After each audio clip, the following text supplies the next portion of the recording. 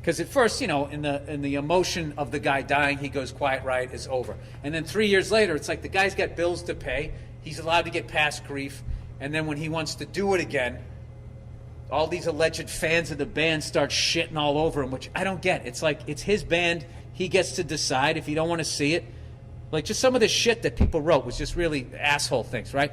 So anyway, so he's going through these emotions of like missing his friend and he basically has a bunch of unresolved issues. He's an old school New York guy, so he's just, paved over the emotions. So I totally related to that. And he's a fucking great dad.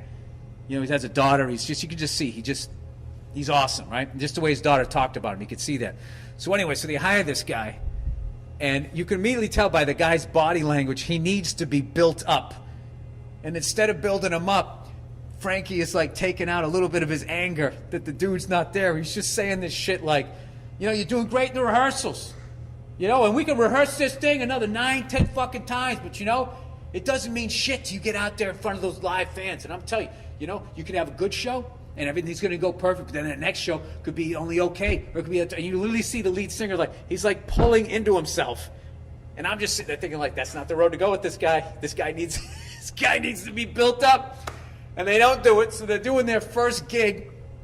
They're in a club like this, and for whatever reason, there was like a pole on stage, not like a stripper pole, like one of those poles that you have,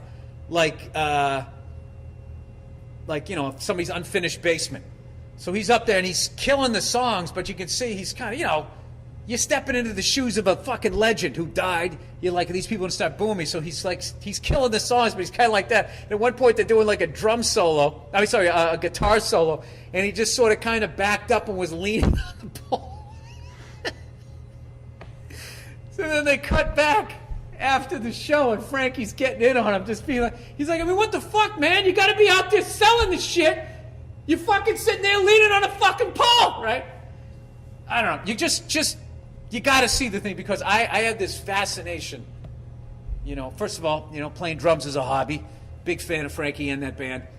And just coming up as a comedian where you were just on your own. And, there was a camaraderie with your open mic buddies and stuff on like a bad night that everybody would just go up and take a beating. And then you just pick one guy in the crowd who was like the biggest cunt, and everyone would try to say something mean about him.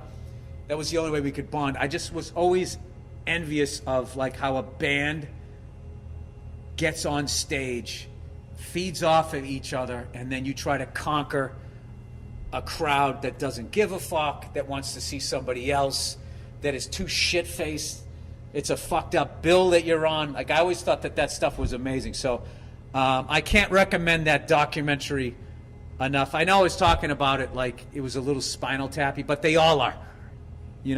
Same stand-up comedy ones are too, but still, just like learning, like I knew that album was big, but I didn't know that it passed The Police, and I think the biggest selling album of all time. So it's really fascinating. And then also you get to hear Frankie play.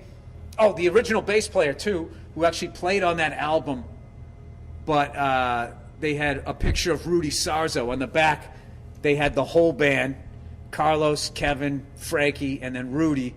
And then a little note on the side just said who actually played the bass on that album. And it still bugs that guy. And they had him at like a signing, and this huge Quiet Riot fans going, "Who are you? What is your name again?" And he says like his name. And he goes, "No, I'm on the album." And the kid goes, "Oh, it's sorry they didn't put you on there." And he goes, and the kid's walking away. He's like, "No, I'm on there. I'm on there. It says it." And then they cut to the guy afterwards, and he's just like, do your research, man. So, I don't know. I enjoyed it. So, I got my tea's almost ready here. I don't see the steam coming off. I don't have a place to put the bag, though, do I? I guess I'll set it down right here. I'm waiting for some asshole from fucking London to write in to say I don't know how to fucking drink tea properly. You know what I mean? Some crooked teeth cunt, right? You got to think with Invisalign, that nation is finally getting their shit together, right? They got to be, right? There's no... At that point, then having crooked teeth is just a choice. And then people from England go from, like, being hard to look at to, like, kind of cool. And then you understand, like, oh, this is why all these good bands came from out there. These people don't give a fuck. All right. You got to sit down when you drink tea. Coffee, you can stand up. Stand up like an animal right outside of a roach coach, you know? Talking about the chicks you want to bang at the office. Are you even allowed to do that anymore? That's what we used to do. You stand outside the fucking roach coach being like, oh my God, did you see fucking Stacy's fucking ass in that fucking skirt? Oh, I'd like to bend her right over her fucking... That's how we used to talk. Now you can't do it. People still think it. They're thinking it, but like, they're like talking about the environment and saying woke shit about Black Lives Matter, but they're still thinking of bending her over. I mean, human beings haven't changed that much since I was a kid, right? Oh, it's still hot. Oh, my taste buds. Oh, Jesus. Please don't put that there. This is sliding out of the way here. It's an expensive production here. Speaking of expensive productions, I'm going to... Oh, it's Thanksgiving coming up, right? Next week, I finished... It's a little fly in my eyebrow. It's unbelievable. I just felt it land. Oh, I know people are giving me shit about the Michigan hat, right? Hail to the victors, fucking 3 and fucking 7. I don't know what we are. We're not doing well. What are we going to do? My big thing this weekend is I want to see the University of Indiana beats Ohio State. Then I think it negates the hundreds of thousands of people that have died in this country from COVID. I'm making that big of a statement. That's what it is.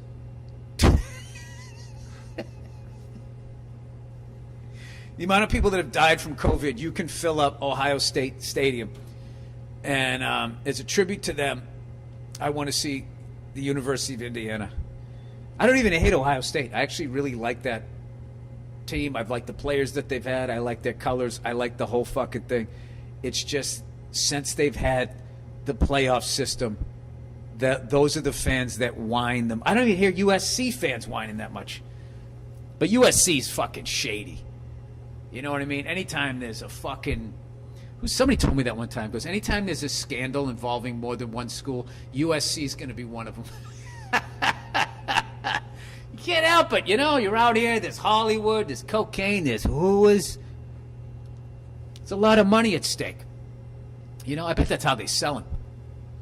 I bet they sell their recruits on who they can bang when they get to L.A., and be like, all right, if you start for USC and we're ranked in the top 10, you can easily bang right out of the gate. Make a couple of catches your first game, you can bang somebody who has a reoccurring role on a sitcom you never heard of. All right? You start moving your way up, you know? You start getting all the way up to maybe winning an award for whatever it is that you do, Outland Trophy, Heisman Trophy, then the city's yours. You can do anything from the hottest little fucking whoever who just came out of the gate all the way up to some cougar, right? Who wants one more lap around the block with that vag that was once on the cover of People magazine. It's the most beautiful vagina. Why would you ever be in that issue? There's no way to go but down. It's like being a Playboy centerfold. You don't want a naked photo of yourself in the prime of your life in public. How do you ever go to a reunion again? You're like, you used to look like this. Well, you look like shit too. Yeah, but there's not a before picture. That's the greatest thing about being a complete fucking nobody, is there's no before picture. So as long as you reasonably keep yourself in shape, people, he looks great. He looks great, you know? But if I did a Playgirl spread way back in the day, I'd say 1989, 89, 90. You know, back in my lifting days, back before it all went to shit, and what you're looking at right now. If I didn't look bad enough, this overhead lighting will fucking handle it. This is how I sit, by the way. This is me standing up straight. All right. Oh, I haven't talked about Texas yet, which is the last topic I have. How far into this am I? Look at that, 23 fucking minutes. Can anybody talk about nothing for a quarter of an hour, like a third of an hour? Third of an hour. Texas, everybody! Woo! Ain't no virus. They're resetting the economy. This is the big reset. Have you seen that fucking... These fucking idiots who are sitting there predicting that this is the big reset are also the ones creating it. Because if you don't do what they say and they can't open up businesses, then eventually it is all going to fall on itself and they will have to reset it. If you think the big reset's coming, then wear a fucking mask. Because right now the big thing is everybody seems to be blaming the governments. After at least 60% of the population is not complying with what they said would work, they're now going to turn around and blame the government. You know, like, my dad never loved me, man. It's like, oh, you could have just wore a mask and just stood on the fucking thing that they drew on the floor. You could have done that. Now look at the fucking situation you mask-wearing cunts have gotten us into. We're going to be like Denmark or whatever the fuck, where they're going to pass legislation where you have to take the vaccine, you know? Then that'll be like a bill where they piggyback a bunch of other shit in there. I bet we'll just be like, we'll be all docile, you know? Just not caring. I don't give a fuck anymore, to be honest with you. I'm just looking forward to Thanksgiving. But Texas, though, I'm going to have a fucking ball when I go to Texas. Just getting back out there on the road. Texas is such a fun state to go to if you want. Just living in a crowded fucking city, you know? And going out there and seeing what you could get. If you get outside Dallas, I remember last time I was going to Dallas. Which, by the way, one of my dreams is to land at Love Field. I'm not doing it again. I always end up going to the main fucking stupid-ass nightmare of an airport. Love Field, that's the last airport John Kennedy, when he was alive, landed at before he got whacked. So, I don't know. I like aviation, and I'm fascinated with the 60s, where it just seemed like anybody who was clearly going to affect change got whacked. That was the message decade. Oh, is that what you're going to do? Everybody got the old right there, Fred. Black, white. I don't know if women did. But if you listen to their rhetoric, we've been getting it every decade. It's so hard for us.